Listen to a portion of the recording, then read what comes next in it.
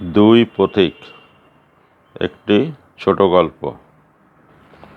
দুজন পথিক পথ দিয়ে যাচ্ছে, একজন বুড়ো আরেকজন যুবক।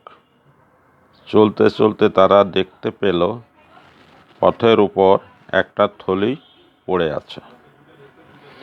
যুবকটি তাড়াতাড়ি গিয়ে থলিটা তুলে নিল।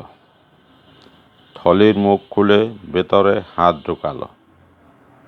বুড়ো ততক্ষণে কাছে এসে গেছে। বুড়ো জিজ্ঞেস করল, থলিতে কি আছে? যুবক বলল, মোহর। বুড়ো খুশি হয়ে বলল, থলি ভর্তি মোহর? আল্লাহ আমাদের দিকে মুখ তুলে চেয়েছেন তাহলে। এসো, মোহরগুলো দুজনে ভাগ করে নেই। থলিটা আঁকড়ে ধরে যুবক বলল, তা হবে কেন? থলিটা তো আমি আগে ধরেছি। এই থলি আমার, তোমাকে ভাগ দেবো কেন? কিছু দূর যেতেই কানে এলো ঘোড়ার খুরের আওয়াজ।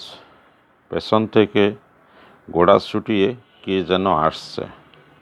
ঘোড়সওয়ারের কথা ওদের কানে এলো। সে বলল, আরে এখানে পড়েছিল থলিটা, কে তুলে নিল?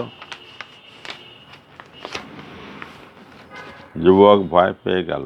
সে বুড়োকে বলল, এই রে, থলিটার জন্য আমরা কোনো বিপদে পড়ব না তো?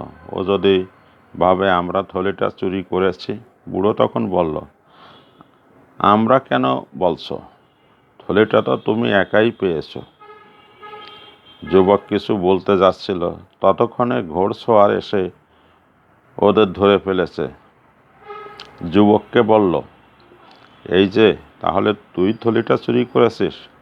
চল বেটা চোর, তোকে বিচারকের কাছে নিয়ে যাব। ঘোড়সওয়ার যুবককে ঘোড়ায় তুলে নিয়ে চলল। বুড়ো ফিরে গেল বাড়ি।